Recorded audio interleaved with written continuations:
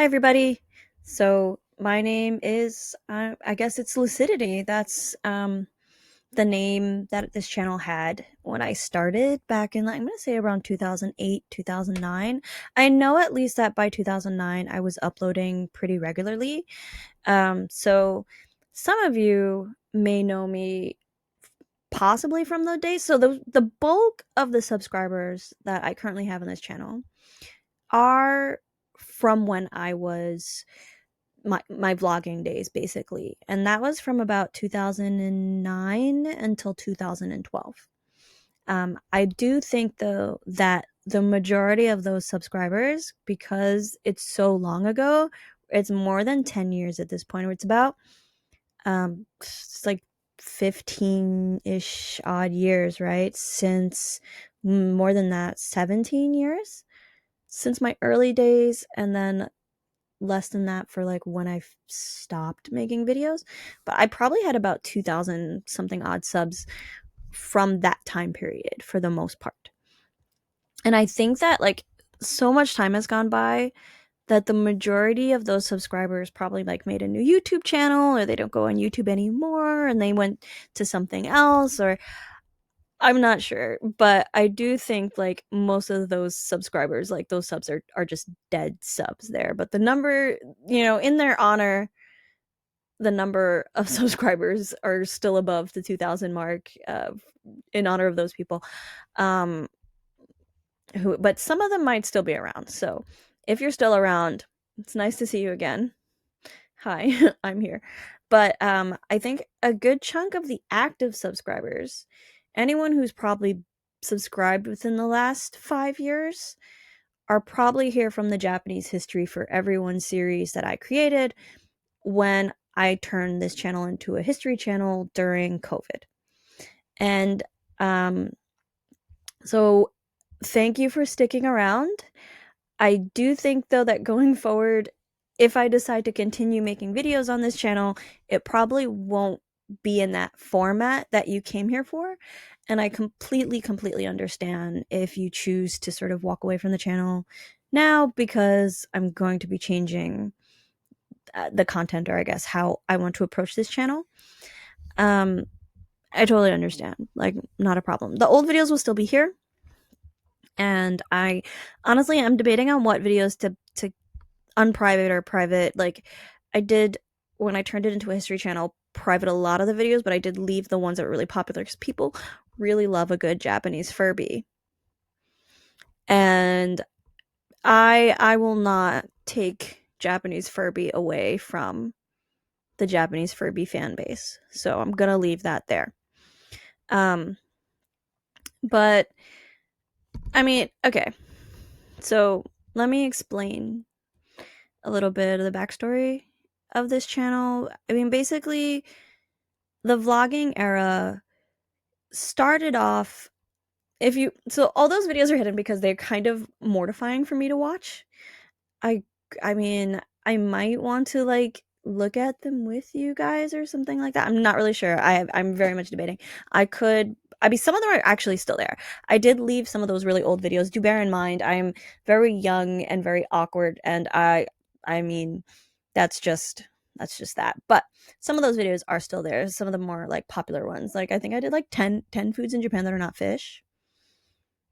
And that's important because I can't eat fish. So, um I think there's actually more than 10 foods. There's so many foods that are not fish. I've been in Japan actually for the past year and some change. And basically all of last summer, all of this year, and I'm staying until August. So a little over a year and like 2 months. And I have a fish allergy, so um I will not be I have not been eating fish, and there's so many foods that you can eat. So, that's me going off topic. But basically, during that time period, I was a young college student. I was taking courses in Japanese culture, Japanese history, and I was sort of sharing my, I don't know, my love of Japanese culture, I guess. And then I was starting to document my plans for studying abroad. And I think that's where I first started getting kind of a bit of subs. Like, people that were looking about the study abroad options, and we're talking about like the 3 that I had applied to, and then I had got into all of them, and then which one I chose and why. And then I documented my process of like getting my passport and getting everything ready, and then I went abroad, and that was in 2010, and that was rough. And those videos are rough, and those videos are hard for me to watch. Um, I do think there is some merit in watching them, but I do think they need to be recontextualized a little bit, because when I was there, I was struggling. And at the time, my only words to explain why I struggle so much was under the lens of I have anxiety. I sometimes deal with depression. I am not good with people, right? What I think I've realized now is that I am a very high functioning, I mean, at least now, high masking. I mean, I don't even know. I'm probably not masking as well as I think I am. Um, ADHD and autism, so ADHD. I am professionally diagnosed with ADHD. I, spoke with a therapist about potentially also having autism. I scored very high on a lot of the like every test that you can imagine for whether or not I have autism, and I have spoke to a lot of people, and I am going to get professionally assessed, but I can't do that until I'm back in LA, so I'm going to be doing that. But as we learn more about it, especially how it presents in women, um, there's a lot of resources, a lot of people sharing their experiences, and I relate very, very strongly to having ADHD rather than just having ADHD by itself. And that is something that I can now see in myself looking back as to why I struggle so much, particularly in social interactions with people. And it's really hard because women aren't very well studied when it comes to autism, especially someone that's relatively high masking and high functioning. I guess we call it low support needs as well. Um, I don't know. I feel like there are people that still like the term high functioning. I I don't want to be offensive at all, but so lower support needs, even though I feel like I have actually probably a lot of support needs that I think it's like there's some people that are like, you don't feel as much of like me needing needs to make you feel comfortable, therefore you think I don't have any support needs, but I have plenty. Essentially, I think I was struggling a lot. And also, characteristic of being neurodivergent, I experience my emotions very strongly, and I'm also very honest. And I honest not in the like like I have an angel halo. I just like I don't know how to lie or like not say how I'm really feeling, in the sense like lie about how I'm feeling. I am very I'm going to tell you how I feel, and I'm going to say it very bluntly. And if I'm not feeling well, I'm not going to pretend that I am. And I don't know how to, I don't even like, I can't really do that. I'm not very good at it. Even though I probably should. But being inauthentic and pretending I'm happy when I'm not is something that just like makes me feel uncomfortable. And I sort of rationalized it as, I think more people need to be honest about how they're feeling and why. And I think a lot of people probably do go abroad thinking that it's going to be happy rainbow sunshine. And being abroad is also an amazing experience. But not for everybody. And I think it's important to let people see that, like, some people have a harder time than others. And sometimes that's because they're struggling because they're neurodivergent, or sometimes they're struggling for who knows what reason. Here's what my experience was, and it wasn't very easy, because I realized that the things that I struggle with back at home in the US, I'm going to struggle with internationally as well. It followed me. And particularly with transitions and with change and with a new social environment, that was one of the first times I realized, oh, I was doing okay in undergrad. I thought that meant that I was like better. I think I just had like a nice group of quirky neurodivergent friends, and I was like, oh, look, I'm actually good. I can socialize. Nope, you know. And that happens every time. And that's actually been a cycle that I've been going through for years and years and years, until finally this year I was like, there's got to be some sort of missing piece of the puzzle. And I think this is just how I am and how things are. Um, so the thing is that at the time, right, I was like, oh, it's just a program, or it's just being in school. I need to come back with a job. And then I came back with a job again. I struggled. And that time in 2012, I, at the end of it, when I decided to go home, because I hit my point of overwhelm. And I have to tell you, so like, I push myself to burnout, I become overwhelmed, and I retreat. And I did that after, my time studying abroad in Osaka, and I did that after Nagoya. But after Nagoya, I particularly struggled with being perceived. I did not want to be perceived, not online, not offline. I completely withdrew. And I did not have the words to express that. I did not understand that that's what I was going through. I just told people I'm leaving YouTube. I'm struggling with, anxiety, depression. I don't even know if I said that. I do know I just said that I was leaving, and I kind of upset a lot of people, both my subscribers and other people in the YouTube community. And that was upsetting, and I don't think I knew how to properly advocate for myself in that moment. And I can kind of see how and why perhaps I was misunderstood in those moments. I don't think I was very good at communicating, to be fair, but I've had to learn how to be better at communicating because it's not natural. So in 2012, I stopped doing the vlogging. I stopped really doing my channel. And it was a huge source of, I don't want to be like regret. I knew I had to make that decision because my mental health was really bad at the time. But I did over time, like there's a lot of pain there of having to leave that behind because it wasn't something I wanted to do. And I kept wondering, if I still had my YouTube channel, where would I be now, right? As YouTube has grown. But I basically didn't feel ready to be perceived again until 2020. So, I mean, right around COVID. And I kind of started with videos where I was showing myself and talking and being in front of the camera. And then I think I got perhaps a little triggered. I kind of thought like I kind of didn't want to be in front of the camera anymore again. And at that point, I turned my history channel.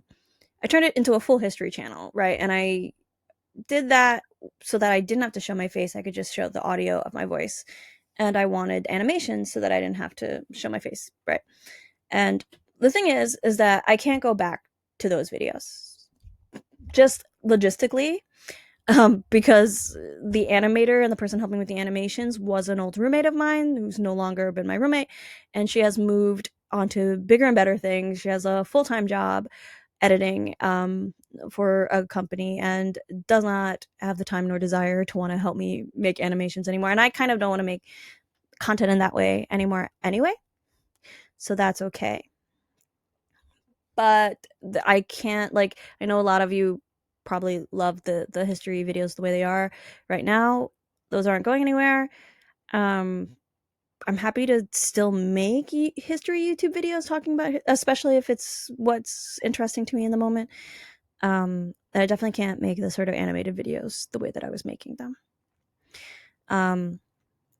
So in 2020, so it was before 2020. No, it was in 2020 that I decided to stop, but I stopped at like the end of the summer because I started my graduate program. So I'm a PhD student in Japanese history.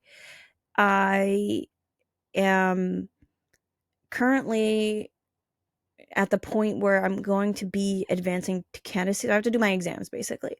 And it's not like test exams. Like I have a year where I have to like prove that I'm ready to move on to the research phase. You have to do coursework, you have to do a whole bunch of stuff. I have like 2 master's degrees. It's a whole long story, but I have like 3 master's degrees worth of coursework. Is again, But now I'm in Japan for the year, been doing an intensive language program. I will be going back. I will be advancing to candidacy. I don't have as much coursework as I did for the past couple of years. I was just really overwhelmed with, again, transitions are hard into new environments, new. The whole thing was a lot, to be honest. And I have been overwhelmed and burnt out from things that are not YouTube related cyclically as it's the thing, it's like you start something new and I'm masking and I'm doing well for like, I can go for a couple of months, a year, 2 years, whatever, and then hit a wall and have to sort of like walk away from it, or change the way that I'm doing it, because I'll get burned out. And once I get burned out, I'm not performing to the level that I was before. I'm not interacting with people. I start getting anxiety. I it's a little rough out here in my brain, and that's just been happening on a cycle since I was younger.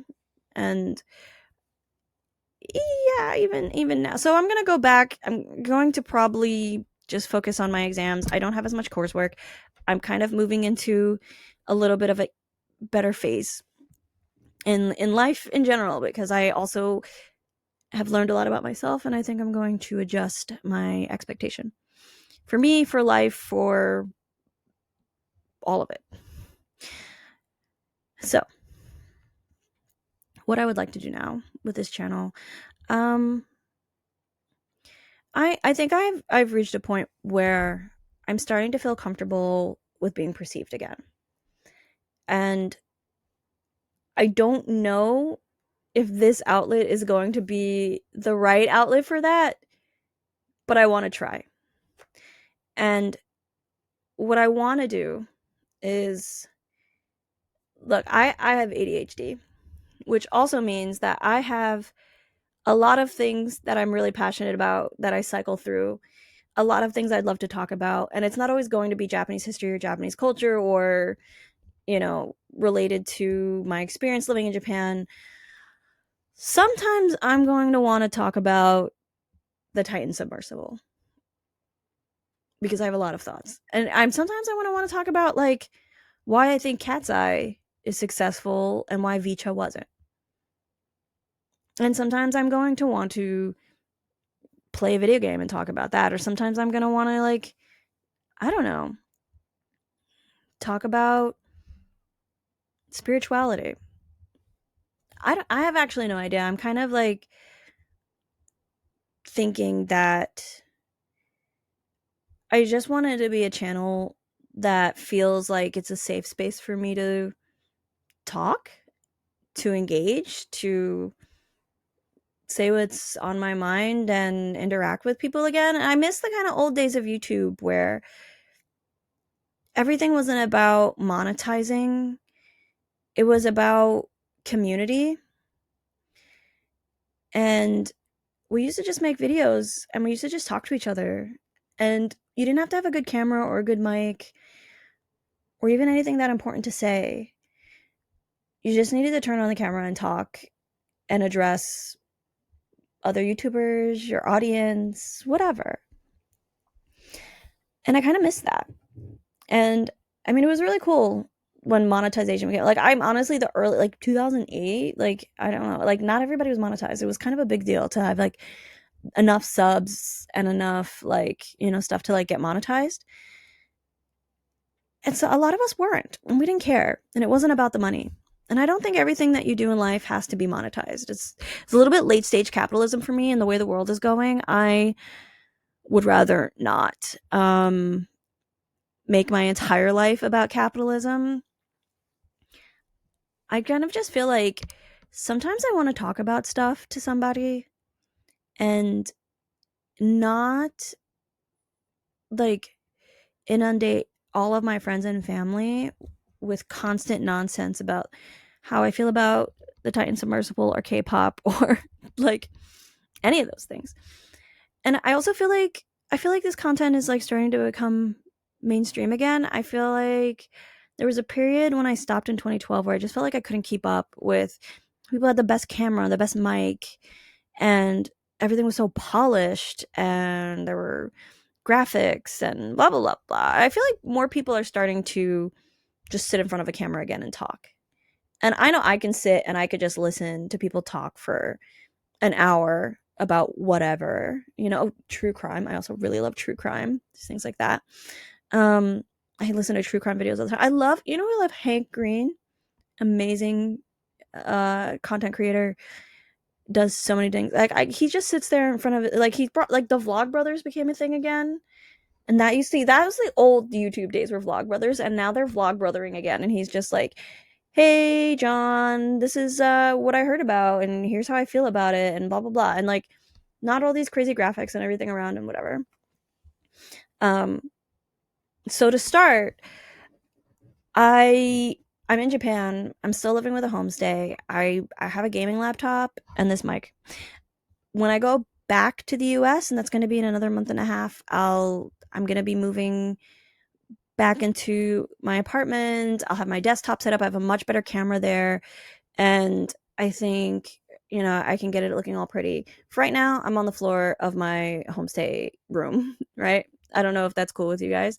But it's all I have. And I kind of want to know, like, what do you guys think? Because I feel like there's some of you are interacting with the post. I got like 7 people that voted on a poll that I put up a month ago. A couple people said like 2. I think like 2 said no. I don't want to be a part of this anymore. Like that's okay. Totally understand. But for like the 7 of you that might watch this video, because honestly, nobody might watch this video, and that's okay. And it might be 2 people, and that's okay. But if you are watching this video, and if you made it to this 21-minute mark or whatever, let me know what you're interested in, or like if you want to keep this going. Like, how did you find this channel, and what brought you here in the first place, and what made you interested, and what kind of things can I talk about or bring to the channel that you would keep you engaged, and not for as like money and engagement, but like so we could chat. I think it would be fun to have another way to engage with community again. I kind of want to bring that back to YouTube in my own little way, at least with myself and with you guys. And if it's just 7 of us, it's just 7 of us, and that's cool. But if more people end up coming along the way, that's cool too. I don't want to have expectations about it. I think it's easier that way. And I still struggle a little bit with being perceived. I have pretty bad rejection sensitivity dysphoria and all of that. But I don't know. I feel like in 2025, to be on the internet, you have to have a thick skin. And you needed that back in 2010 and 2008 or whatever time as well. In 2012, I is not where I was. But right now, I don't know. I think people are worse than ever, and I'm a little bit desensitized, so it's okay. I think it's also okay to agree to disagree. This is the thing, is that I feel like there's a lot of stuff I want to talk about that I have absolutely no business. Like the Titan submersible, I am not an expert on Titan. I have no idea any of those things. But I don't think you need to be an expert on something to be really interested in it and to learn a lot about it. And I think it's okay if we have some conversations about things that, like, here's something I'm interested in. This is all the stuff I looked up. I don't know. Obviously, I'm not an expert. So if you guys know more, or you guys have a better opinion, or if you guys like have something that you want to say about it, like, tell me in the comments, like, hey, I think you're wrong about this. Like, oh, this is a good point here, but this part, and here's why. Here's my information or my reason, or here's what I thought about it. Because I think it's okay to have different opinions, and I think it's okay to engage in dialogue. I'm not trying to. I think if I come at it like, I'm not trying to say that I'm authority on this. I just found it interesting, and I thought it'd be cool to share and talk about it. I feel like that would work, right? So yeah, let me know what you think. Let me know who you are and what brought you here and what you'd like to talk about. And I will consider it, I suppose. And I can also think about more stuff about Japanese history that I want to share. I'm not like, even the one thing that I am, like, obviously I'm a PhD student in Japanese history. I have like a very specific area of focus, and I'm not like the be end all of Japanese history. I don't think any single human being is, not even the academics. Like even, you know, Hank Green probably has like the things that he's really specialized in and the things he's not, but he's interested and he's curious and he'll read, you know, some kind of good source that is peer reviewed when he makes his opinions. And I think like that's all that matters, right? So that's kind of what I was thinking going forward. And if you guys have any other thoughts, share them in the comments, and I'm happy to chat back with you as well, right? So that's it for now, and I'm sort of excited to embark on this journey with you guys, I guess. Um, we'll see how it goes. Every day is still a learning experience for me, and I'm growing, and I'm just trying to do my best. So thank you so much for sticking around, because if you're here, then you stuck around for some reason, because I haven't posted in like 5 years. So I'm happy that you're here. And podcast style history videos also sounds like a good idea. So I don't know. We'll take it step by step. All right. Bye bye. Thank you, and I hope to hear from you soon.